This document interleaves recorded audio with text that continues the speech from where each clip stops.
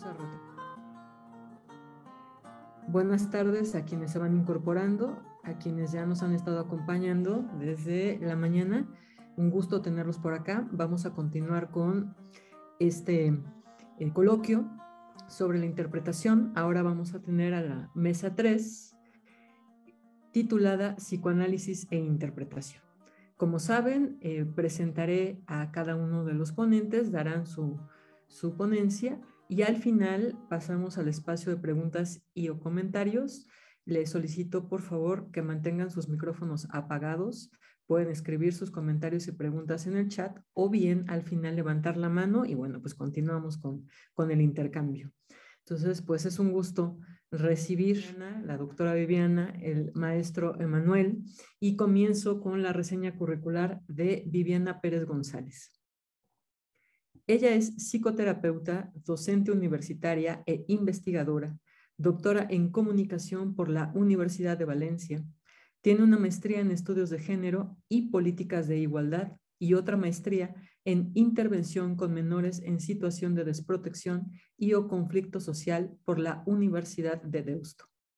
Ha publicado varios artículos en revistas internacionales y ha participado como ponente y organizadora de varios eventos científicos en España, Croacia, República Checa, México y Colombia.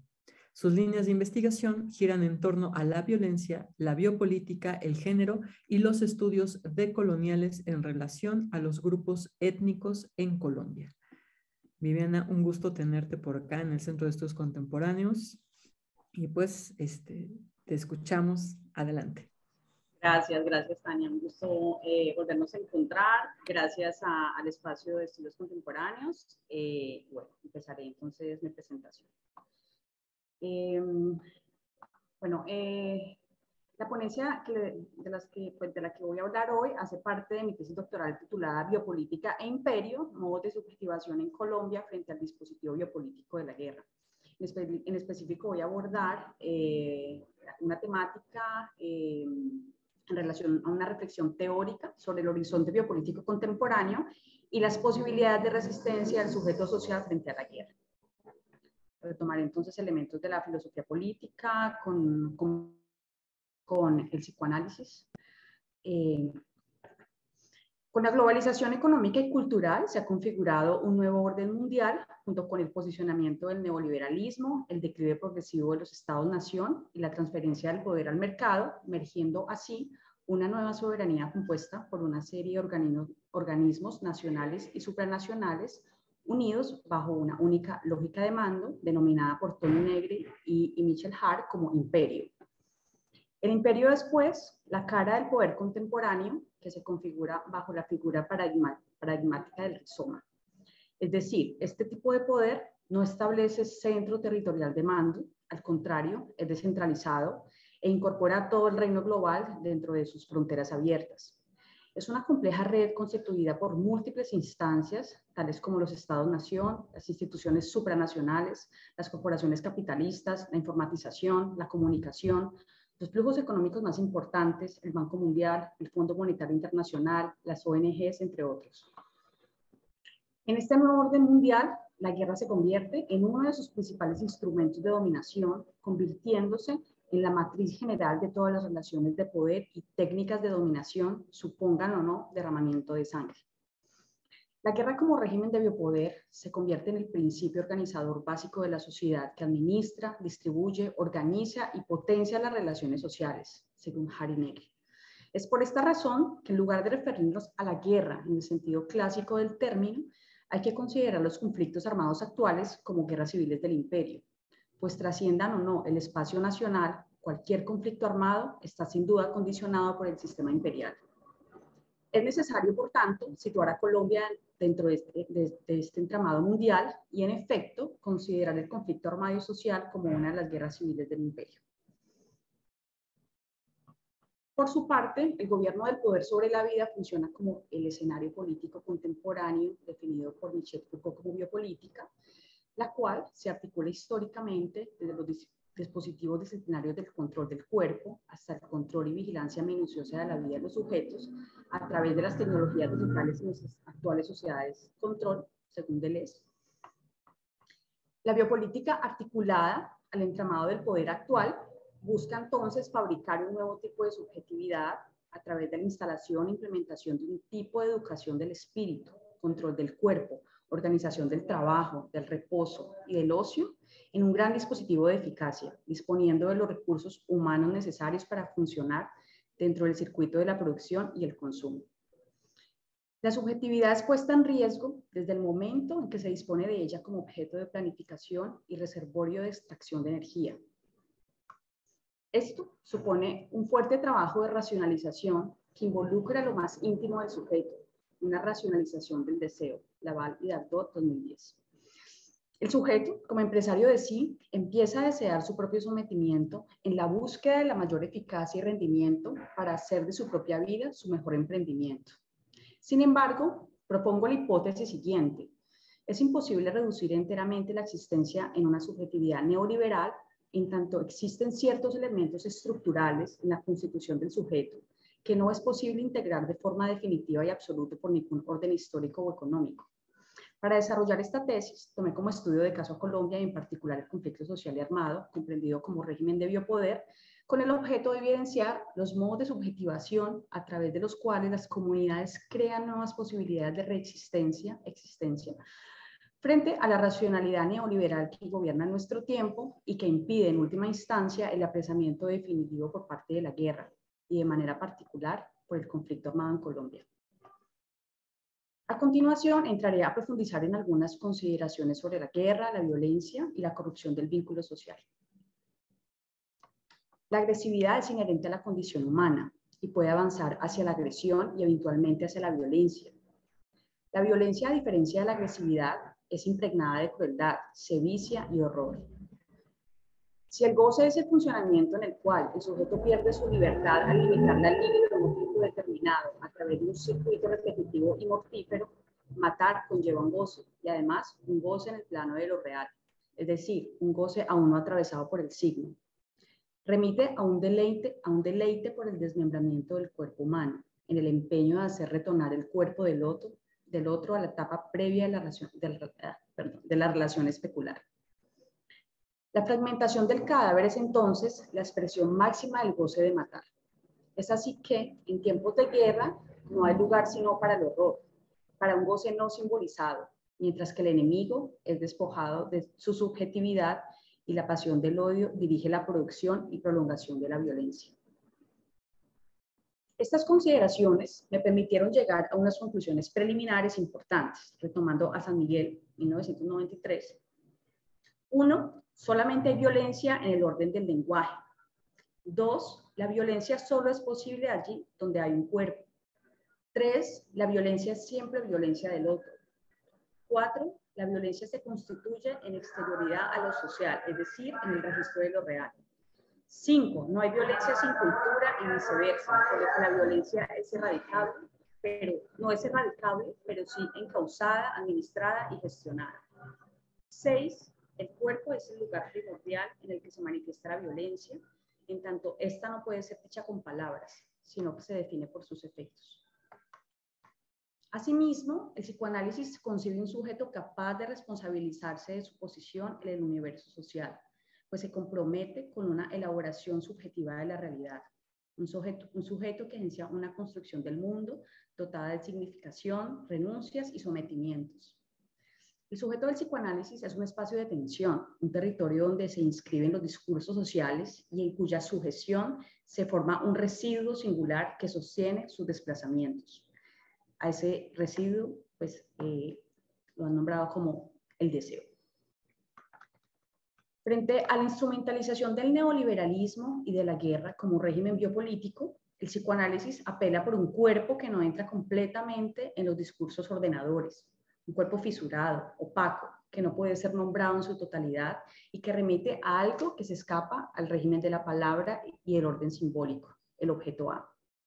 En otros términos, a ese cuerpo del consumo y el control biopolítico se le antepone un cuerpo que resiste y que tiene su propio lenguaje, manifestándose a manera de síntomas como elementos de dislocación que cuestionan la identidad, así como cuestiona cualquier intento de saber absoluto o régimen económico totalizante.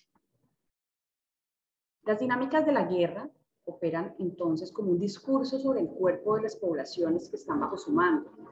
Los cuerpos de la guerra son moldeados por una serie de signos y trazas que dan cuenta de la asimilación, de las relaciones simbólicas vehiculizadas por el discurso bélico. La incorporación de este discurso implica un arduo sistema de disciplinamiento y control tendientes a naturalizar en el cuerpo los ordenamientos que este sistema persigue. Sin embargo, este ejercicio de modelado a partir de las técnicas corporales y psicológicas se genera un espacio de relaciones tensas en que el cuerpo se forja en resistencia. Las formas en que las marcas de la guerra se inscriben en el cuerpo y su duración dependerán de la forma como cada sujeto se las apropia, es decir, responden a la manera como cada uno construye su propia corporalidad, ya sea el cuerpo individual de un sujeto o el cuerpo social de una comunidad. Podemos afirmar entonces que el sujeto del psicoanálisis tiene una fractura que le es consecutiva. Es un sujeto que difiere tanto de sí mismo como de los otros. Una fractura que es también un vacío imposible de clausurar y que impide cualquier identificación definitiva. Es por esto que aunque la guerra y el neoliberalismo dirijan sus esfuerzos a producir cuerpos dóciles, disciplinados, obedientes, y despliegue una maquinaria de dominación que busca convertir los cuerpos en objetos de su accionar, aunque la guerra imponga ordenamientos que busquen dibujar la singularidad del sujeto, algo del cuerpo escapa a esta estandarización y se resiste a entrar en su totalidad a las lógicas de regulación y control. En definitiva, existe un resto, objeto A, irreductible, que se escapa a la sistematización y homogeneización de los discursos dominantes del dispositivo biopolítico de la guerra en la era contemporánea. Por otro lado, el sujeto arrojado al otro se encuentra en una condición de incompletud e interdependencia que sitúa la vulnerabilidad y expropiación como rasgos constitutivos de cualquier forma social. Esto, pues, según Judith Butler. El sujeto se encuentra radicalmente instalado afuera, se hace a partir de lo que no es, y solo en esta diferencia puede volver sobre sí mismo. Esa reflexividad es posible gracias a la mediación del lenguaje, las normas sociales y la mirada del otro. Con lo cual, más allá de encontrar un estado de identidad, el yo se desestabiliza a través de dos vías, la expropiación y la afectación. En otras palabras, estamos arrojados al afuera, expulsados de nosotros mismos violentamente hacia otros, y al mismo tiempo y paradójicamente estamos afectados por ese vínculo con el otro que nos moldea permanentemente. Judith Butler, en el libro Marcos de Guerra, Las vidas lloradas, publica en el año 2010, analiza los modos culturales de regular disposiciones afectivas y éticas a través de un encuadre de la violencia selectivo y diferencial. Ella comienza preguntándose y le pregunta al lector si todas las vidas son concebidas como vidas o si hay vidas que no se consideran vividas ni perdidas. Ella propone entonces una nueva ontología de lo corporal que suponga repensar la vulnerabilidad, la precariedad, la exposición, la interdependencia, el deseo y las reivindicaciones respecto a la pertenencia social. El ser del cuerpo al que se refiere esta ontología es un ser que siempre está entregado a otros, a normas, a organizaciones sociales y políticas que se han desarrollado históricamente con el fin de maximizar la precariedad para unos y de minimizarlas para otros. Butler, 2010. Nos remite a la cuestión del cuerpo como territorio expuesto. Limita quiénes somos. Es el límite del cuerpo que nunca nos pertenece plenamente. Las dos verdades del cuerpo, según Butler, aluden a que como cuerpos estamos expuestos a los demás y aunque sea esta la condición para el deseo, o sea, es por esto pues que somos sujetos deseantes, también es la condición para la crueldad, esta exposición hacia los otros. Señala también que no es posible hablar primero del cuerpo y después de las significaciones sociales que asume este como un suceso posterior. Cuando dice que la ontología del cuerpo es una ontología social, está haciendo referencia a que ser un cuerpo es estar expuesto a un modelado y a una forma de carácter social, es decir, a un proceso sincrónico. La vida se produce por unos mecanismos específicos del poder. El cuerpo está expuesto a fuerzas socialmente, políticamente articuladas. Existe de este modo marcos normativos que operan para diferenciar las vidas que podemos aprender de las vidas que no podemos aprender, con H. En otras palabras, sujetos que no son completamente reconocidos como tales y vidas que no son del todo o nunca serán reconocidas. La capacidad de aprehensión de una vida depende de unas normas que las caracterizan, de una producción normativa de la ontología. Es así, señala Butler, que los sujetos se constituyen mediante normas que en su reiteración producen y cambian los términos mediante los cuales se reconocen. Sin embargo, dice que no hay que entender este proceso normativo de reconocimiento de un modo determinista, más bien que a través de las operaciones de poder y los planes normativos se van interrumpiendo unos con otros, produciendo en muchos casos formaciones espectrales. De modo, sujetos que no son nunca sujetos o vidas que nunca llegan a ser del todo vidas. Considerando que los marcos de reconocimiento actúan a nivel de la percepción, las variadas versiones de racismo y sexismo tienden a producir versiones icónicas de unas poblaciones que son dignas de ser lloradas y de otras que no son objeto de duelo. Históricamente, en el contexto colombiano, las mujeres negras, indígenas, rurales, han sido un colectivo con una historia de invisibilización, exclusión y desventaja social, económica y geográfica. Es decir, han sido víctimas de múltiples formas de discriminación por causa de su raza, etnia, por el hecho de ser mujeres, situación que se agrava dentro del conflicto armado. Parafraseando a Butler, cuando tales vidas se pierden, no son objetos de duelo, porque la muerte o daño de ciertas poblaciones se consideran necesarias para proteger la vida de los vivos, entre comillas. Es decir, en la contemporaneidad no todo el mundo cuenta como sujeto, y aquí cobra sentido la frase, esos a los que nosotros matamos no son del todo humanos. Esto quiere decir también que justificamos unos tipos de violencia y repudiamos otros. La guerra enmarca, manipula para controlar el afecto. El Estado trabaja en el ámbito de la representatividad y de la percepción. Distribuye de manera desigual la precariedad, esa precariedad políticamente inducida de ciertos grupos de personas que como consecuencia tienen menos redes de apoyo sociales y económicas y están diferencialmente más expuestas a los daños, la violencia y la muerte.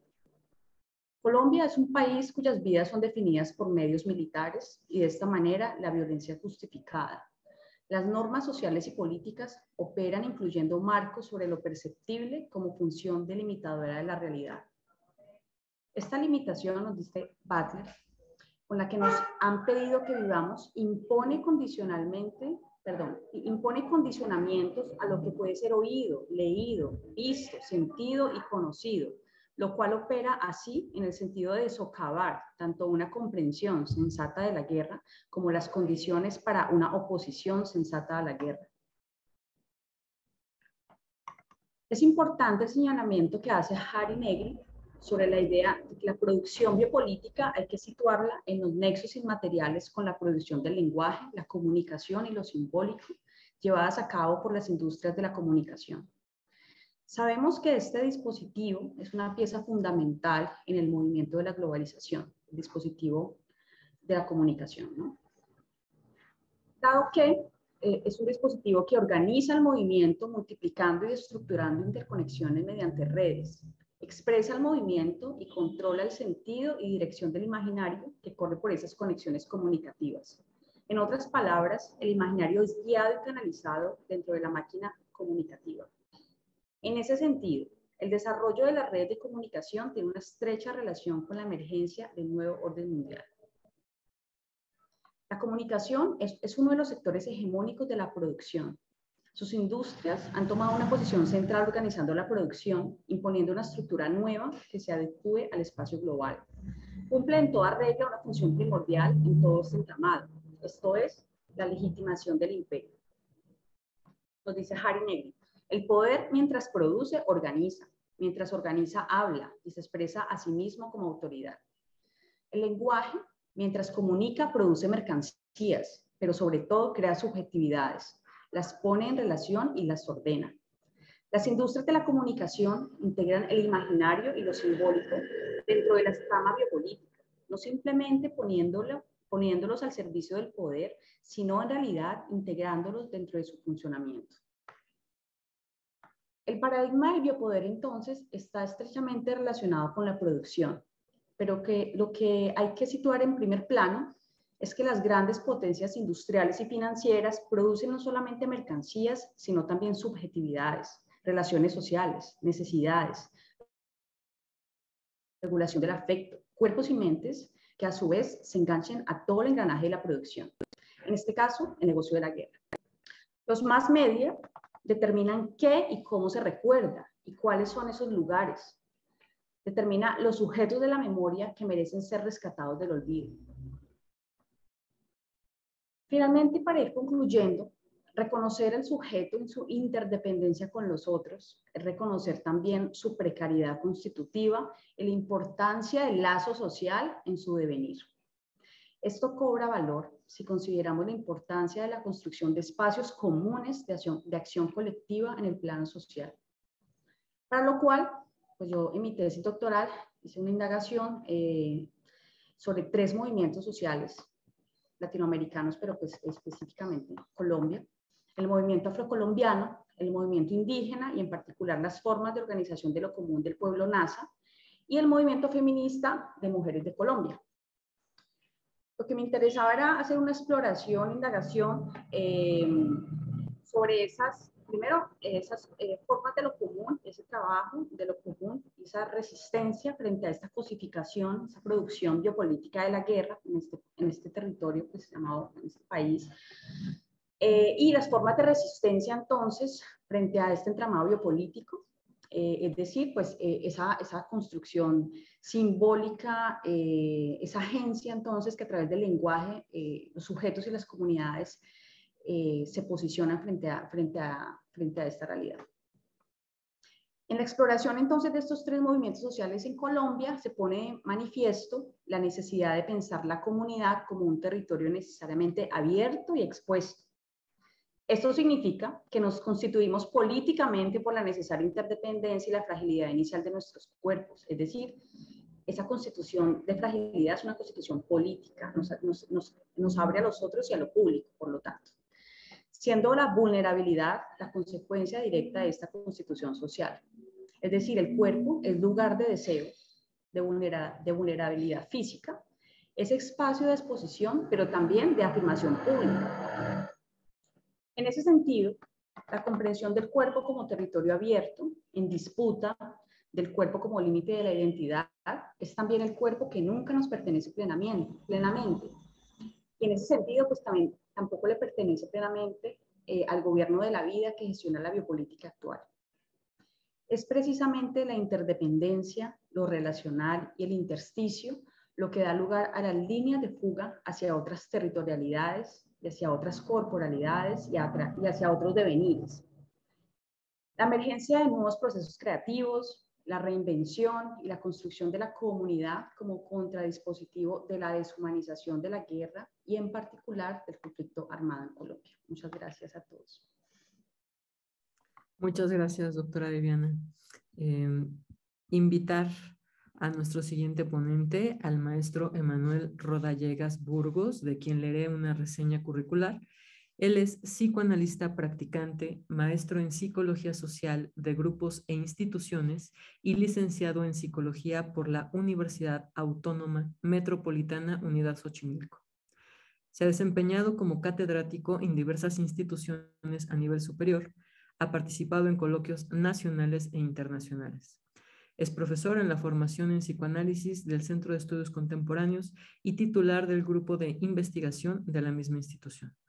Como parte de sus principales temas de investigación está la metapsicología freudiana.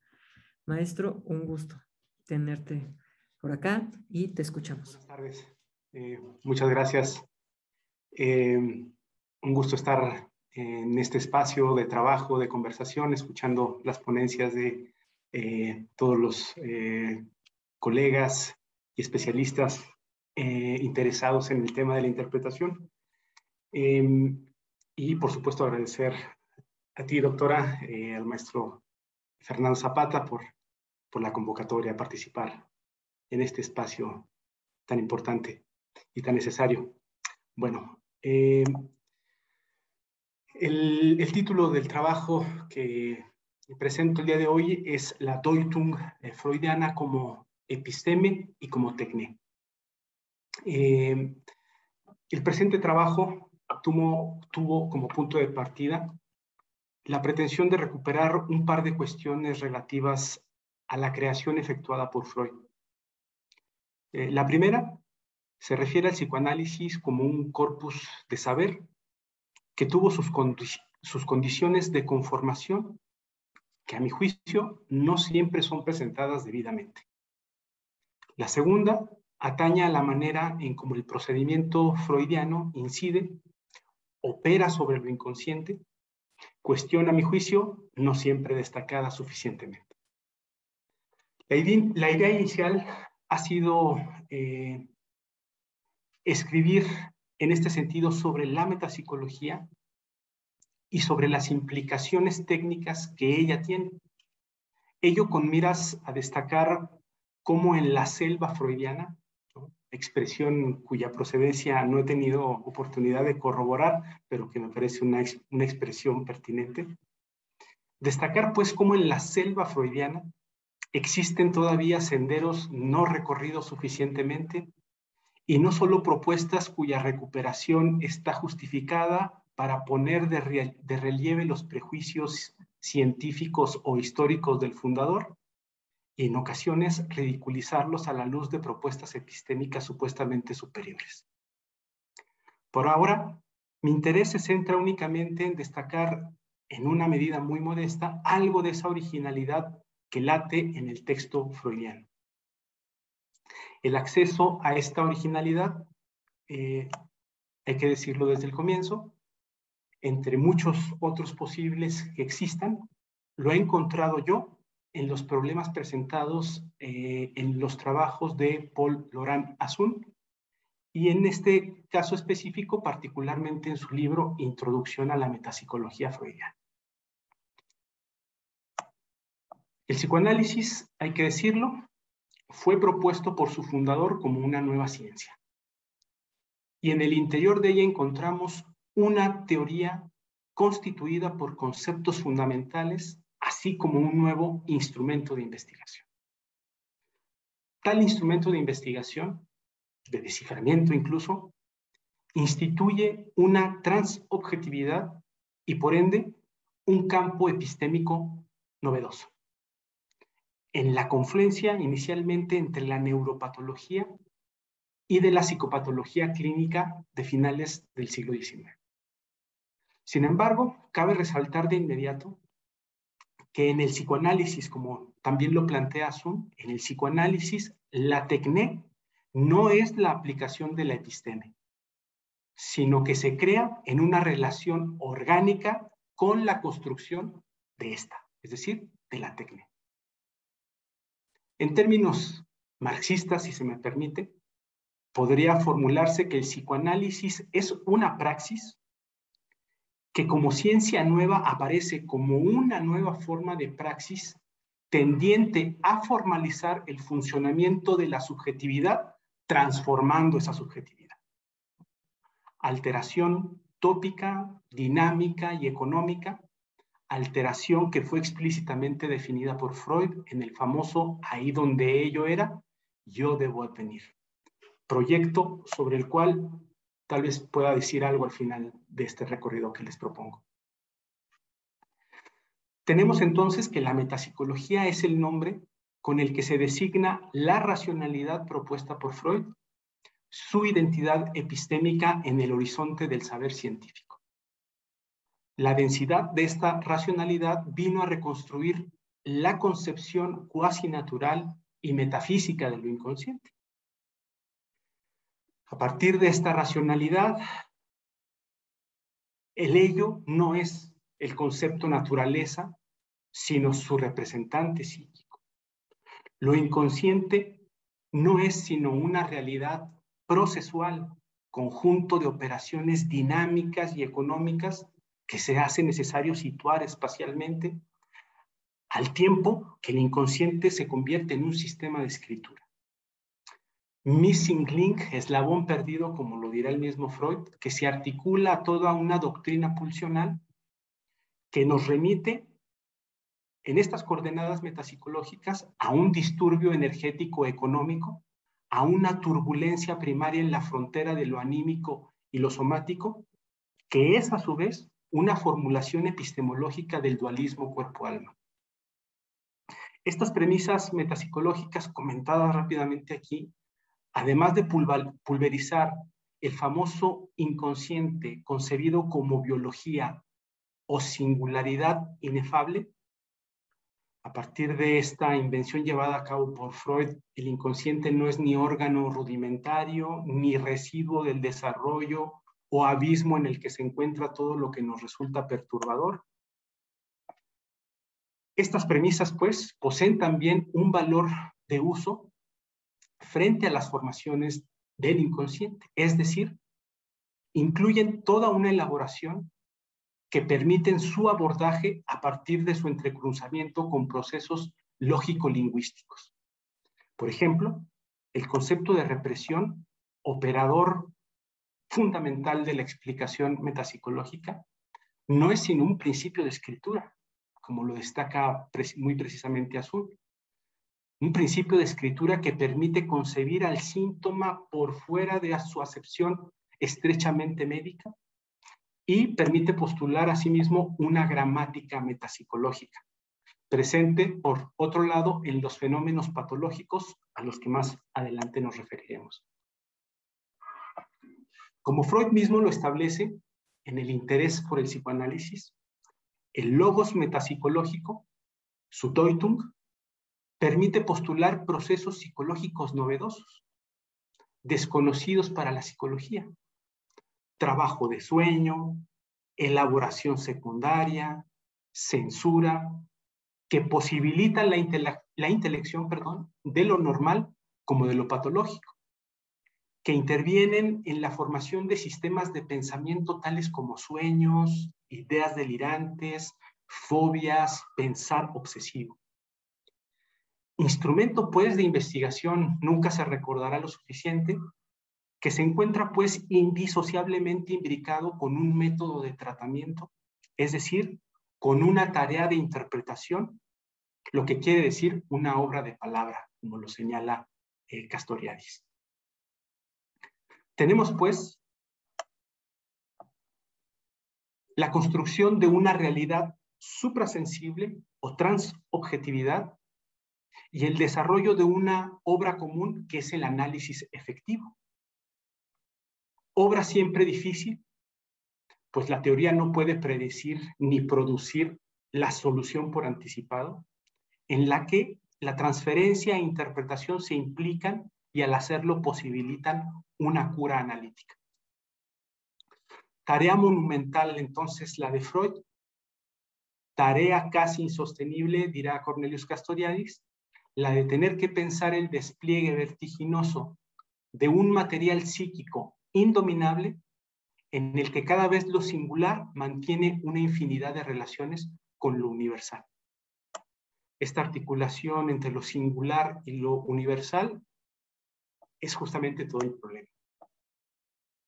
La creación freudiana, la Deutung psicoanalítica, es entonces una explicación más una comprensión. Es explicación semiológica, es decir, una explicación que se produce en el ámbito del sentido. Y solo para fijar las cosas por un momento, quizá esté justificado lo siguiente. En tanto explicación, se juega el psicoanálisis como teoría, y en tanto apunta a una comprensión, se juega el psicoanálisis como práctica.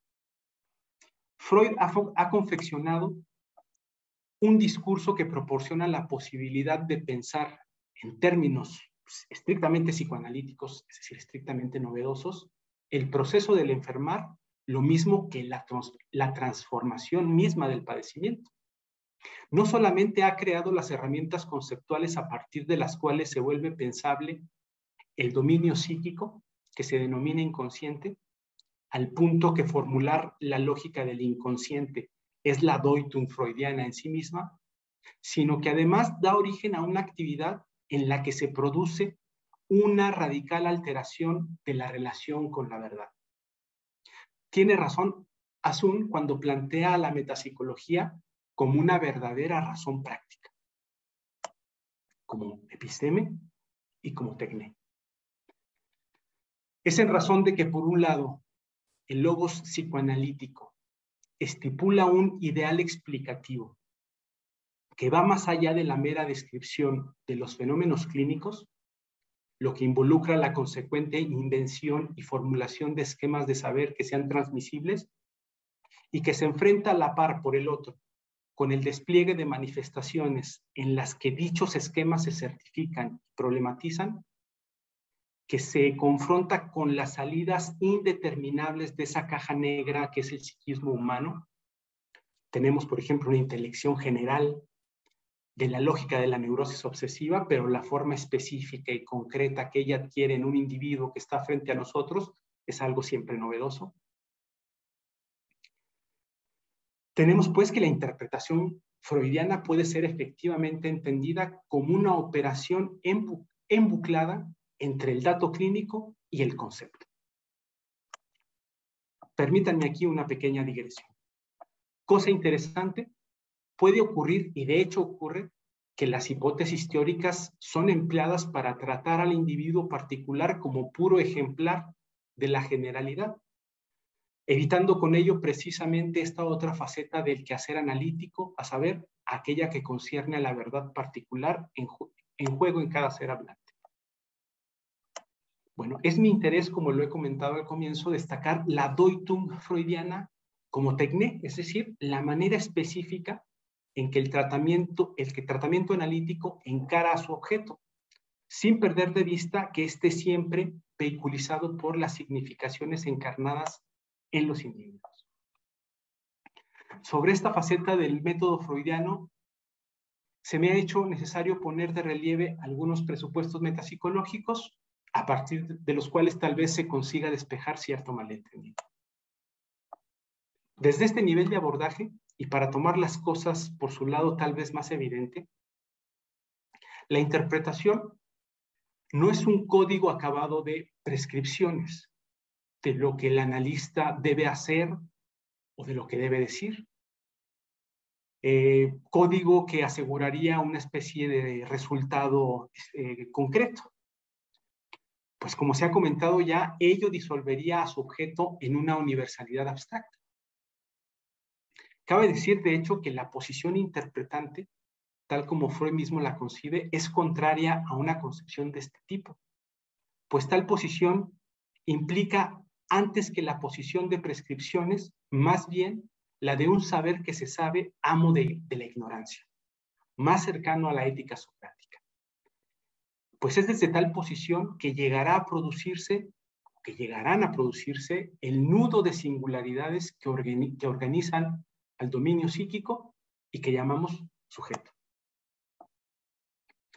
Por otra parte, en la situación analítica y por tanto en la vertiente de la tecné que tiene por objeto la transformación del proceso sintomático, el momento interpretativo es presentado generalmente y con razón como el acceso a una realidad o a un significado oculto.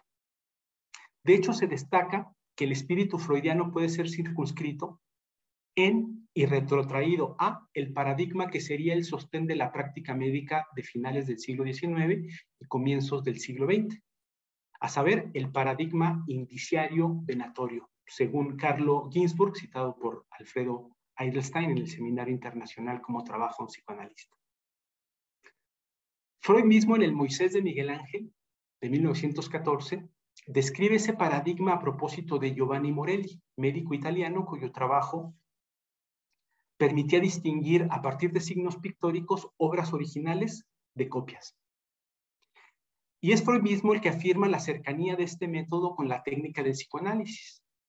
Dice Freud, ambos representan un ejercicio de penetrar en cosas secretas y escondidas partiendo de elementos poco observados. De esto se deduce que la manera en que el analista interviene en el proceso analítico tiene como modelo el comportamiento de Sherlock Holmes, que atiende a signos que permiten eludir una apariencia engañosa detrás de la cual se encuentra el contenido inconsciente. Sin embargo, el paradigma indiciario es solo una de las modalidades del procedimiento freudiano, ¿no? Otro rasgo de la interpretación, quizá más importante, es brillantemente recuperado justamente por Hasun. Y localizado en el adagio freudiano, el ejemplo es la cosa misma. Como Hasun lo recuerda, Freud introdujo esta fórmula en su diario del análisis del hombre de las ratas. Desafortunadamente, para los que no hablamos francés, existe disponible en la red los ejemplares en la versión francesa. Yo no he podido acceder a él, pero he constatado que efectivamente existe esta versión en francés. Freud introdujo entonces esta fórmula en su diario del análisis del hombre de las ratas. El ejemplo, leemos, es la cosa misma. Y la propone como adagio del trabajo clínico, como pieza alrededor de la cual gira todo el problema del saber clínico. ¿De qué se trata entonces? He aquí la cita de Hasun.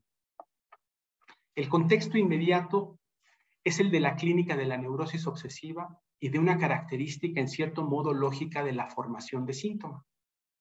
Cita aquí a Freud. Llegamos, señala Freud, a conocer un ejemplo preciso que la neurosis obsesiva expresa mediante vagas generalidades. Podemos estar seguros de que este ejemplo constituye el pensamiento primitivo y verdadero que aquella generalidad estaba destinada a ocultar. Cierra la cita del diario de Freud y continúa así. Así pues, encontrar el ejemplo es ipso facto nombrar la cosa. El ejemplo alegado por el hombre de las ratas es que, hay que decirlo, esclarecedor. Él asocia a su deseo de ver jóvenes desnudas un sentimiento de inquietante espanto, como si por pensar aquellas cosas tuviese que suceder algo. Y para ilustrar estos primeros temores, Freud dice literalmente, como prueba de estos, indica, por ejemplo, que mi padre muera. Y la ironía freudiana experimentada añadirá entre paréntesis, el ejemplo es la cosa misma.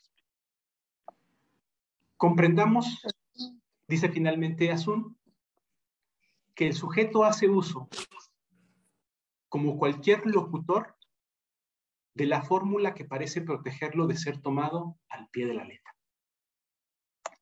Desde estas coordenadas, aquí termina la cita de Hasun, desde estas coordenadas, el procedimiento freudiano se caracteriza por su decisión de otorgar todo el contenido de positividad, es decir, por tomar al pie de la letra las manifestaciones del paciente para con ello alcanzar un fragmento de verdad histórica. En este sentido, la Deutung no solamente se encuentra lejos de una aplicación de un saber previo al decir del paciente, sino además de un esfuerzo por desenmascarar un contenido oculto. El problema de la Deutung estriba más bien, a mi juicio, en conseguir tomar al vuelo esa literalidad. La literalidad del ejemplo en el que esa cosa íntima y ajena es pronunciada, pero desprovista, por ejemplo, de su afecto, en el caso de la histeria, o de los nexos lógicos, en el caso de la neurosis obsesiva. Nos encontramos aquí con aquello que Hasun califica como la versión analítica del principio de no contradicción. La cosa circunscrita no puede ser dicha y sabida al mismo tiempo por el mismo sujeto. En el texto de 1938, La decisión del yo en el proceso defensivo, Freud no ocultó su asombro en relación a este hecho. Dice Freud ahí, estoy en la interesante situación de no saber si lo que voy a comunicar ha de apreciarse como algo hace tiempo consabido y evidente o como nuevo por completo y sorprendente. Me inclino, dice Freud, empero a creer lo segundo. Es decir, es sorprendente que la cosa pueda decirse a la vez que se la mantiene a distancia. ¿Cómo es esto posible? Junto a este interrogante habría que colocar otros muchos, por lo menos este otro par. ¿Cuál es esa cosa aquí ejemplificada? ¿En qué consiste dicha ejemplificación? Al respecto de cuál es la cosa ejemplificada, los hechos son conocidos por la historia del psicoanálisis. En la palabra de los neuróticos, Freud descubre el tema sexual. Oyó la cosa sexual en la confusión neurótica y eso lo motivó a formular su teoría de la seducción. Haciendo pues de la cosa sexual la causa de la neurosis cuando solo era un espejismo. El error es confesado por el mismo Freud. Ha consistido en confundir la cosa sexual con el contenido, en hacer de la cosa la causa de la neurosis, siendo que nada más era el tema de la neurosis. Y para decirlo fundamental, en tomar la palabra por el signo inmediato de la cosa, que sería el rasgo característico del mecanismo paranoico. Otra digresión, me permito. No solamente Freud cometió dicho error, hay que recordar cómo sus colaboradores más cercanos hipostasiaron la causa.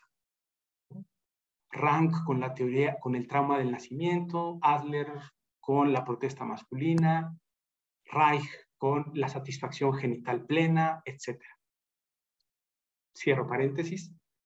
La invención freudiana para llegar a ser lo que es, a saber, una novedad absoluta, ha tenido que superar este obstáculo en el reconocimiento de que la cosa no está en el lenguaje como un denotatum, es decir, como un objeto realmente existente, de que la cosa se constituye en una suerte de sedimentación, es decir, que es únicamente el tema de la palabra.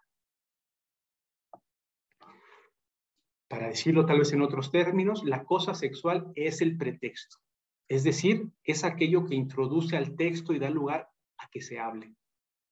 Es el tema reiterado de la palabra. Se nombra todo el tiempo sin enunciarla de verdad. Cuestión que encontramos bien ilustrada en el trabajo de denegación. Fenómeno típico de desconocimiento, dice Lacan, en 1946, en el cual la cosa se hace admitir en la conciencia desbaratando su poder. A través de esta modalidad del juicio en la que se esgrime el no vaya usted a creer que es mi mamá la del sueño, se puede captar la forma en que el sujeto se relaciona con la cosa. Juego trágico-cómico, lo designa Sun, en el que cada ser humano demuestra su despreocupación respecto a la cosa que más le importa, respecto a aquello que está en el centro de su yo y reina sobre lo que desconoce.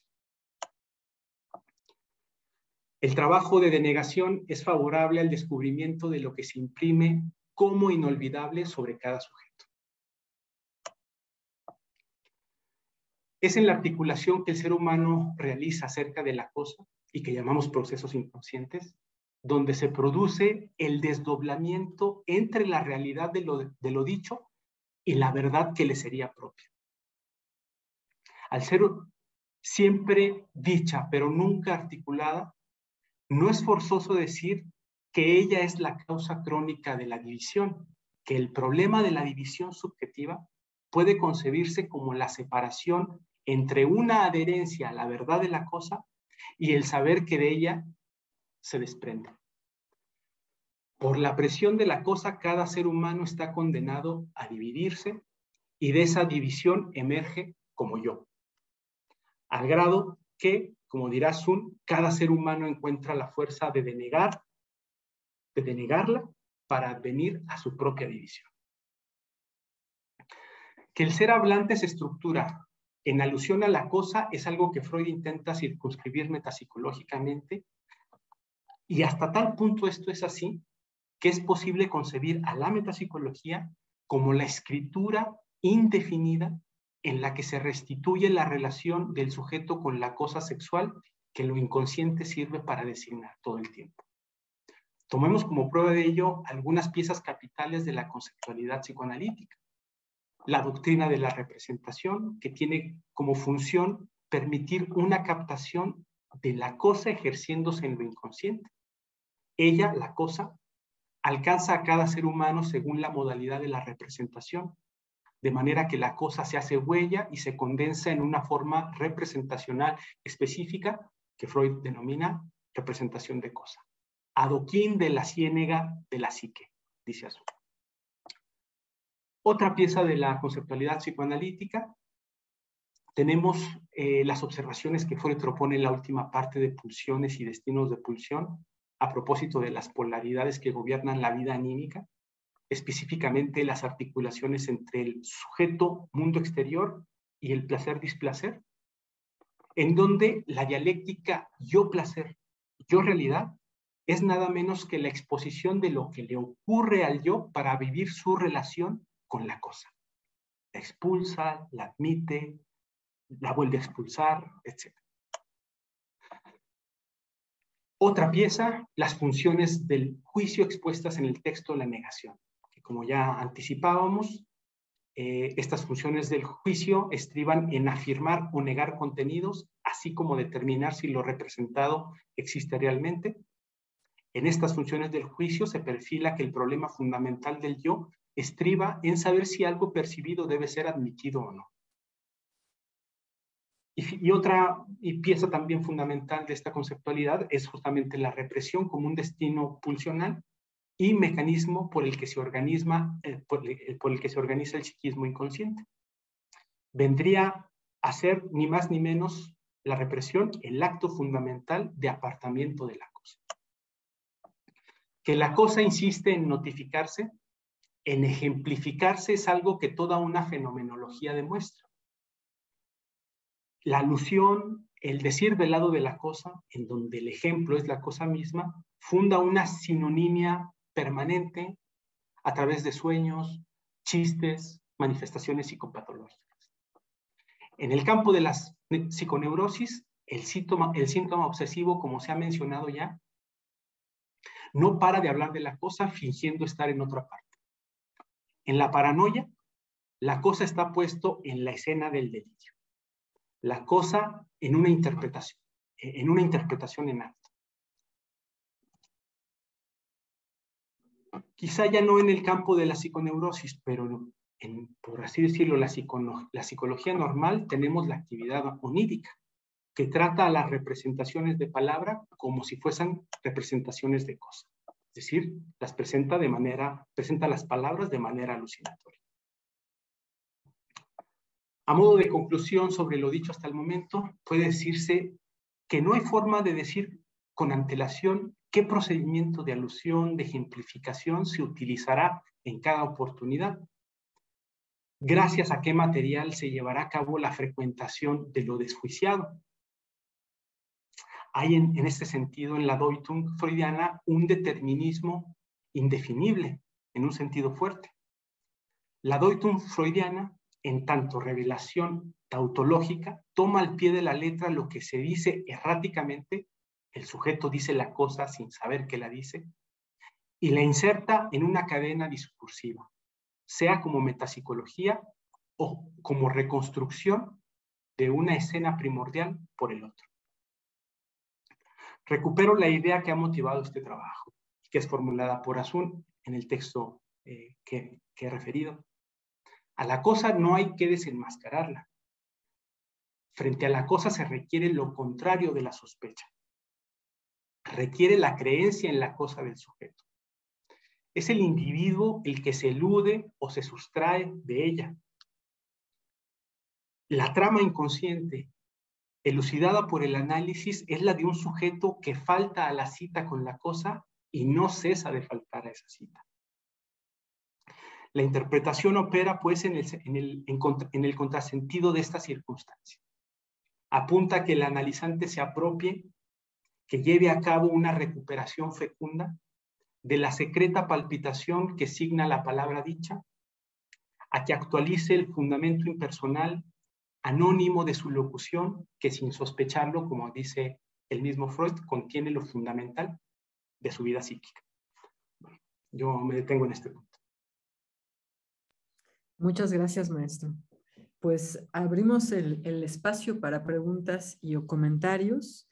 y en lo que hay una felicitación del maestro Fernando Zapata por las presentaciones. Para la doctora Viviana, en el caso colombiano, ¿cómo puede interpretarse la resistencia social en relación con la violencia política y militar?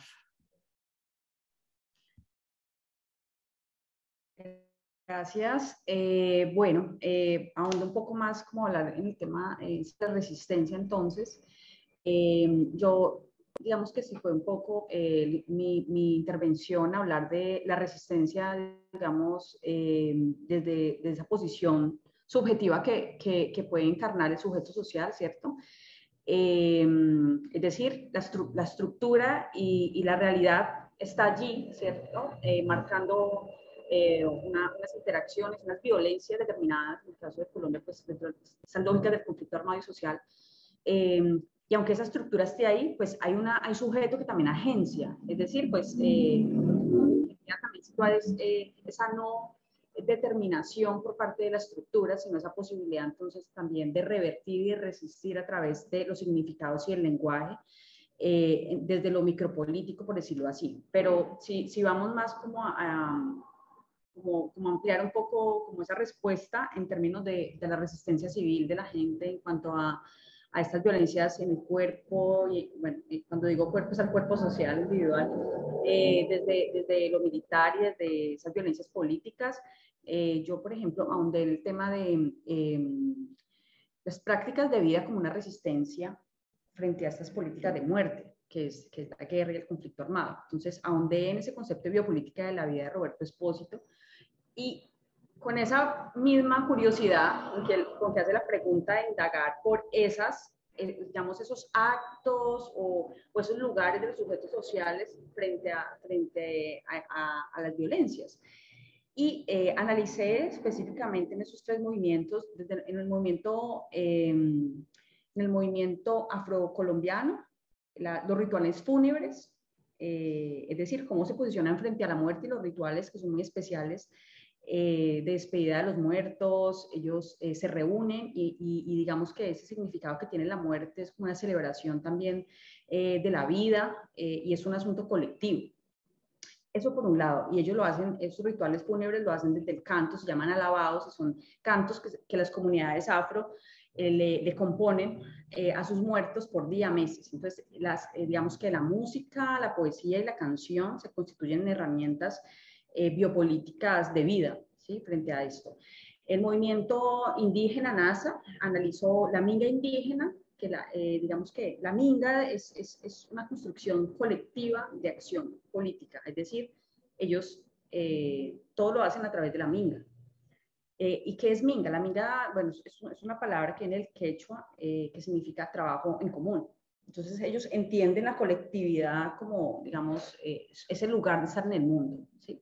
No la individualidad como entendemos en Occidente, que trajo la colonización, sino ese trabajo en común, que significa la minga, que es ese trabajo colectivo desde una manifestación o una marcha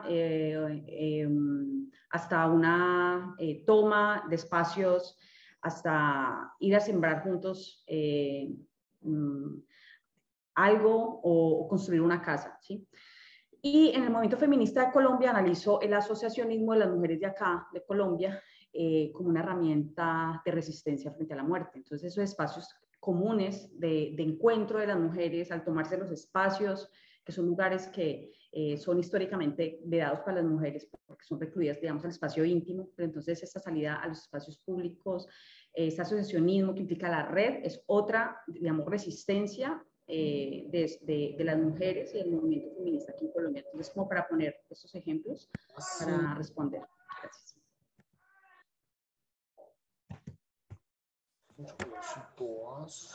Sí, para el maestro Emanuel, también, bueno, para ambos hay felicitaciones. Un excelente inicio. Invitarte, maestro, a poder plantear qué puntos has localizado sobre esta especificidad de la Deutung freudiana en relación a esta cuestión de la práctica clínica.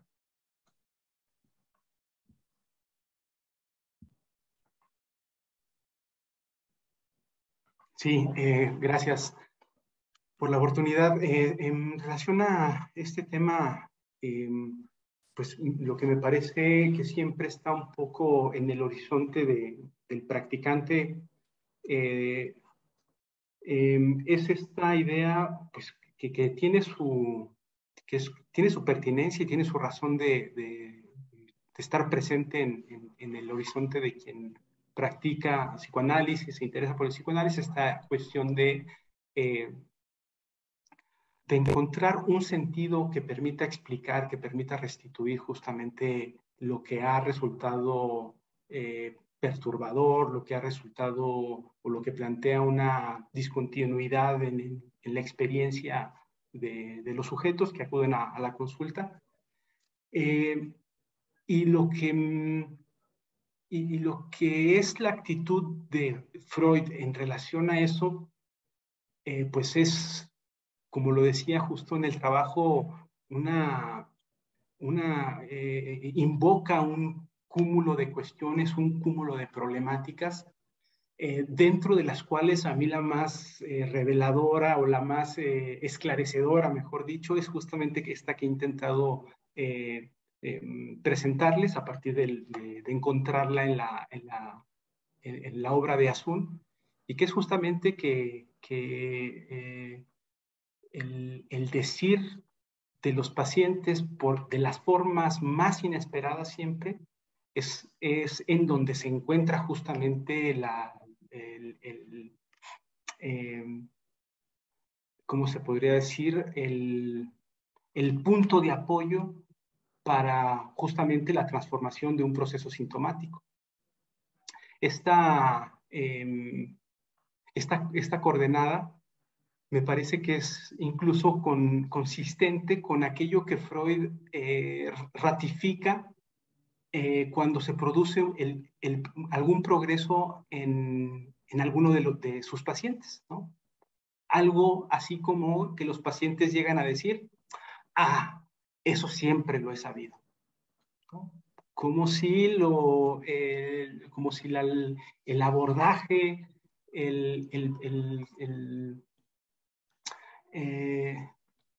la operación interpretativa tuviese justo que vérselas con aquello que siempre está ahí, ¿no? Pero no porque siempre esté ahí quiere decir que es fácil pesquisarlo. El hecho de que siempre esté ahí requiere, incluso como lo dirá Freud en recuerdo, repetición y reelaboración, requiere dar muchas vueltas, requiere, incluso dirá por ahí Freud, requiere que el paciente se enfrasque en movimientos de repetición, en muchos, ¿cómo se podría decir? En muchos bucles, para que eso que ha estado dicho desde el comienzo, efectivamente, tome el alcance que puede llegar a tener. Y bueno, eso hace justamente del procedimiento creado por Freud, pues algo absolutamente novedoso. Y novedoso no solamente en las consecuencias que puede efectivamente tener en relación al padecimiento subjetivo, sino también por la manera en que se formula la relación que los seres humanos tenemos con aquello que más nos importa, ¿no? Una relación justamente de distanciamiento, de aceptación, pero de puesta a distancia, que justamente Freud me pareció sorprendente, siempre me pareció notable esta afirmación de Freud de la decisión del yo en el proceso defensivo, ¿no? Esto de que no sé si estoy diciendo algo que ya todo el mundo sabe, o en realidad estoy proponiendo algo absolutamente novedoso, que es que los seres humanos estamos profundamente divididos en relación a aquello que más nos importa, ¿no? Y aunque pudiera ser una faceta pues perfectamente delimitable del procedimiento freudiano desde los mismos textos de Freud o de quienes se ocupan de una manera muy intensa a recuperar justamente el texto freudiano como Asun, no deja de ser justamente novedoso la ratificación justamente de esa relación en cada caso, en cada paciente e incluso quienes practicamos el análisis en nosotros mismos. Bueno, entonces, por ahí no sé si he logrado abordar la cuestión. Muchas gracias, maestro. Estaba la mano de Melba Álvarez, no sé si aún exista la intención, y también hay otra participación, pero no sé si Melba.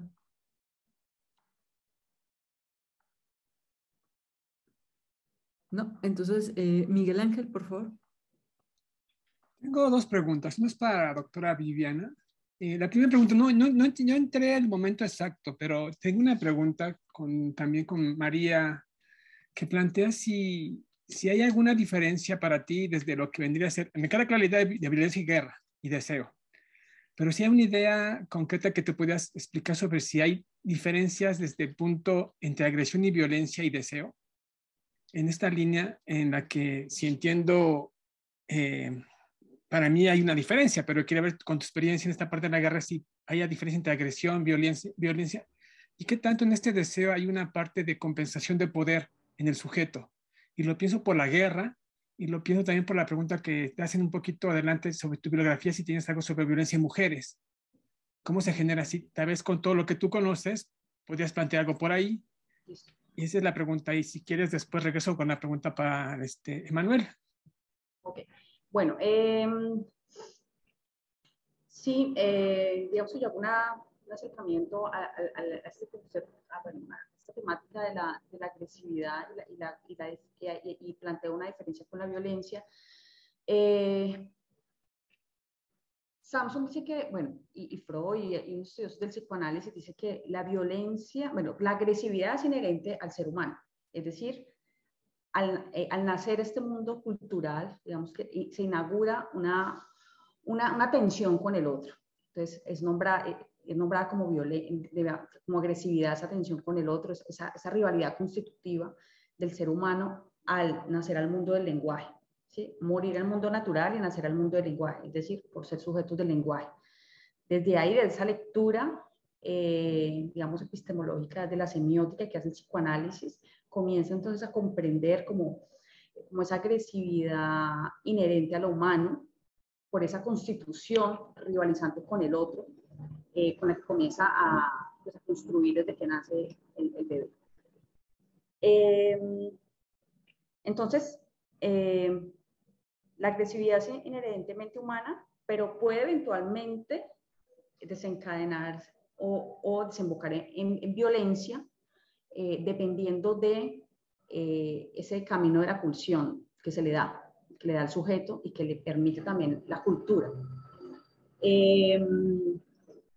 Nombraba, por ejemplo, bueno, la familia, digamos que es un sostén y digamos que es una matriz de relaciones que le va a permitir a ese sujeto encauzar o tramitar esa agresividad, ¿cierto?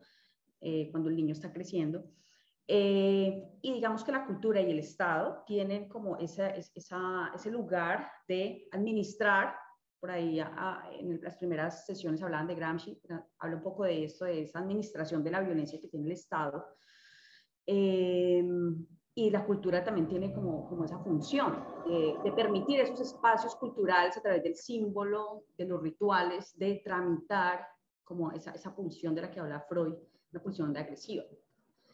Y lo habla en el malestar en la cultura. Freud toca ese tema de la agresividad y cómo entonces, digamos que todos tenemos hay una pulsión, una necesaria pulsión de descarga, una necesidad de descargar esta agresividad y que vamos escogiendo a lo largo de nuestro recorrido, ¿sí? Como sujetos, esos objetos en los que vamos dirigiendo esa pulsión agresiva, vamos descargando. Y él nombra varios modos entonces de descargar esa pulsión. Él habla, por ejemplo, de la sublimación allí, por eso es tan importante el arte, los rituales, la cultura, que permitan entonces esa sublimación y digamos, ese trámite de esa pulsión agresiva hacia situaciones, actividades culturalmente aceptadas o en beneficio de la humanidad, pero digamos que hace parte entonces de esa tensión constitutiva de lo humano. Para nombrar esa diferencia, también hace una diferencia entre la agresividad en el ser humano y la agresividad en las otras especies. La diferencia que hay es que las otras especies no humanas tienen una agresividad digamos, interespecífica, no matan a otras especies, nosotros sí matamos a otros, ¿sí? Y digamos que la motivación de esa agresividad son fines de supervivencia, ¿sí? Nutricionales, necesitan comer.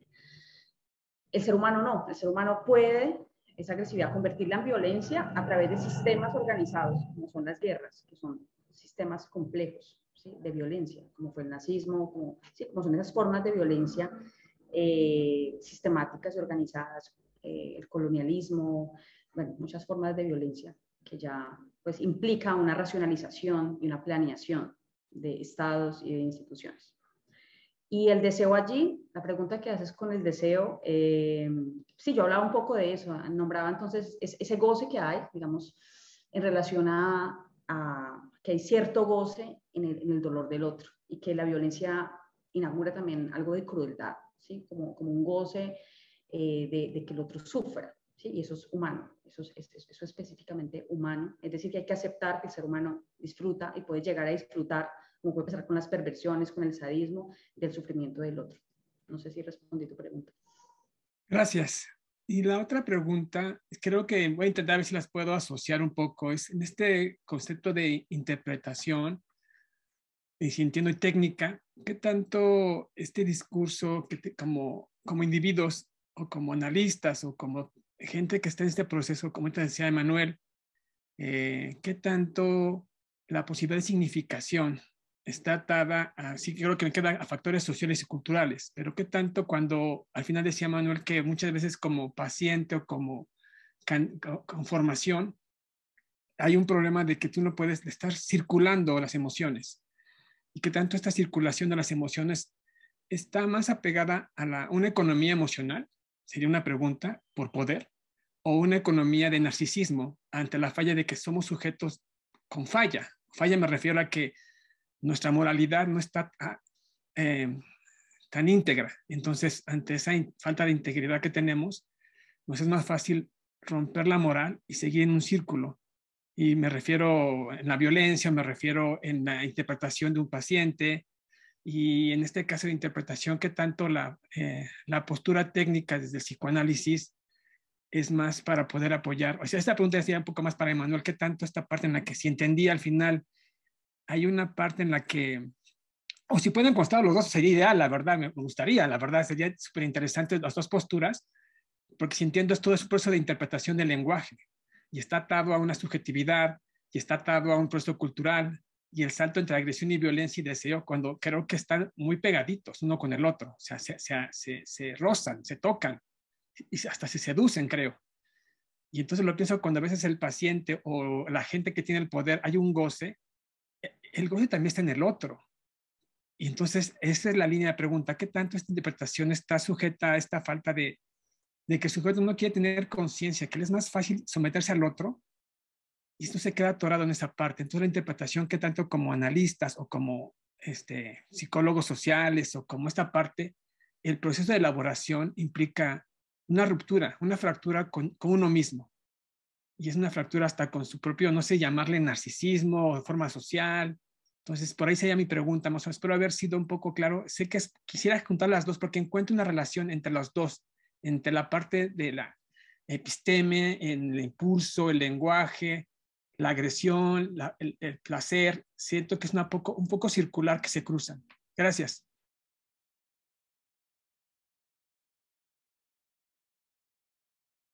Manuel, ¿quiere empezar?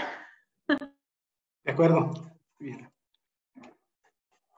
Bueno, intentaré, efectivamente, de una manera muy intuitiva, alcanzo a, no sé qué tan preciso, he alcanzado a aprender algo de la pregunta y que cuando les escuchaba la intervención, efectivamente también me parecía que había una proximidad justamente entre el tema propuesto por Viviana y algo de lo que se juega o de lo que he intentado plantear en relación a la Deutung como procedimiento, ¿no?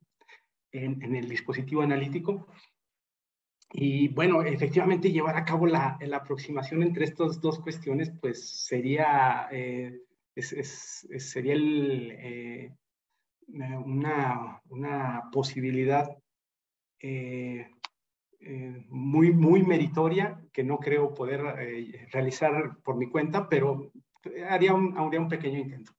En relación a esto que se planteaba en relación a cómo el sujeto o el ser hablante, para decirlo, el ser humano, esta criatura, cómo el ser humano se desjuicia en relación a aquello que más le concierne.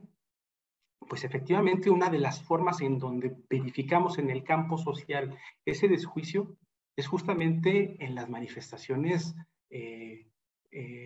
como la discriminación, ¿no? O como la xenofobia, ¿no? El problema del racismo incluso es a nivel de lo social un ejemplo justamente de esta manera de mantener una distancia con respecto a aquello que me resulta insoportable, una distancia con respecto a aquello que me lleva a dividirme, ¿no? Y a qué punto llega la operación de división, que justamente lo que localizo en el otro, lo más desagradable, lo que me resulta insoportable de mi propia conformación como ser humano, y me autorizo, me justifico en una serie de andamiajes sociales, ideológicos, para destruir al otro, ¿no? Como si hubiera ahí una justificación puramente racional, cuando hay en juego justamente pues una dinámica que es justamente la que Freud aísla constantemente a partir de, de la elaboración metapsicológica, ¿no? Cómo nos desjuiciamos, cómo nos dividimos respecto de aquello que puede llegar a ser intolerable de nosotros mismos. Efectivamente, pues en el ámbito clínico, la operación de interpretación es algo que puede ser un momento de viraje en la existencia de una persona al quedar justamente confrontado con algo que siempre ha estado ahí, pero que ha encontrado una forma de organizar su vida para mantenerlo a distancia, para mantenerlo en los márgenes, para incluirlo en su discurso, pero incluido de una manera que no... de la que no se deducen implicaciones fundamentales para la existencia. Y bueno, en ese sentido, la operación de interpretación es una maniobra muy potente que yo creo que es una de las razones por las que en la práctica misma del psicoanálisis se recomienda, por ejemplo, todo este trabajo de entrevistas preliminares, etcétera, que un trabajo previo que efectivamente permita explorar si hay condiciones para que una persona quede un poco expuesta a esa división, porque no se trata de una cosa menor frente a lo que se enfrenta una persona, ¿no? En un dispositivo. Bueno, eso es algo de lo que he podido un poco elaborar rápidamente en relación a lo que se ha dicho. Gracias, sí. Pues justamente me remite la pregunta a... Hay un libro muy bonito de Julia Kristeva, que es una psicoanalista francesa, se llama Extranjeros para nosotros mismos. Ella sitúa eso, o sea, que finalmente hay una extranjeridad constitutiva del ser humano. Es decir, estamos divididos desde que nacemos al mundo del lenguaje. Entonces, esa división intrasubjetiva, ¿cierto? O sea, esa división constitutiva del humano es, bueno, digamos que es la generadora del deseo, pero también es la generadora, puede ser, de la agresividad y la violencia. Entonces ella dice que somos, digamos que o sea, primero hace un análisis como de ese concepto de identidad, ¿no? O sea, que tal identidad no existe, tal identidad subjetiva, no somos idénticos a nosotros mismos, o sea, somos muchas identificaciones, o sea, hay en nosotros un montón de voces, de polifonía, de narraciones, de identificaciones. Entonces, ya ahí entender entonces lo subjetivo es entender que hay unas divisiones, que hay varias versiones narrativas de uno. ¿cierto? Y en ese sentido, ella habla de la agresividad y lo sitúa en el plano, por ejemplo, de la xenofobia, de la violencia, del racismo, el sexismo. Ella dice, y hace un análisis muy interesante de que finalmente, cuando tú ejerces violencia en el otro o sobre el otro, estás, lo que hablaba un poco Emanuel, proyectas un poco esa violencia hacia el otro, que es distinto, que finalmente es como la tensión que se mueve ahí, digamos, lo que motiva esa agresividad es la diferencia, es la distinción, ese otro, por ser diferente a mí o por ser diferente, genera en mí o motiva una agresión. Entonces, ese no soportar la diferencia en el otro es lo que puede motivar la agresión, el racismo, la xenofobia, ¿sí? Y entonces ya lo que finalmente dice es, si no aceptamos la extranjeridad propia, no podremos aceptar la extranjeridad ajena. Entonces, entre más divididos estemos de nosotros, más vamos a ser crudos con la lectura de la realidad y con los otros. Vamos a generar, entonces, no vamos a soportar la diferencia del otro y del otro, porque esencialmente no soportamos nuestra extranjeridad. Por eso ya dice entonces que tenemos que reconciliarnos con nosotros mismos en el sentido de tener conversaciones propias, es decir, trabajarse, y ahí entonces pues, ella habla muy desde el psicoanálisis, de lo clínico, pero entonces como aceptar nuestra propia fractura constitutiva, aceptar nuestra diferencia, no somos idénticos, o sea, nosotros mismos estamos construidos, hay tensiones en nuestras construcciones, somos paradójicos, aceptar eso, que es lo que finalmente también dice el feminismo, y Donna Haraway cuando habla de la construcción femenina. Entonces, creo que por ahí va la cosa. No, pues muchas gracias. Gracias. Perdón. A los dos. La extimidad, ¿no? Lo extimo. Que sitúa también el tema, si nos movemos un poquito en el costado político, ¿no? O sea, qué tanto esta praxis de la deutung freudiana nos permitiría reflexionar sobre las condiciones de posibilidad de trabajo desde lo político, ¿no? Entonces, sí, no, bueno, enorme tema. Pues, por cuestiones de tiempo, y pues bueno, hasta aquí, por esta jornada del primer día del coloquio sobre interpretación, filosofía, literatura y psicoanálisis, y pues muchas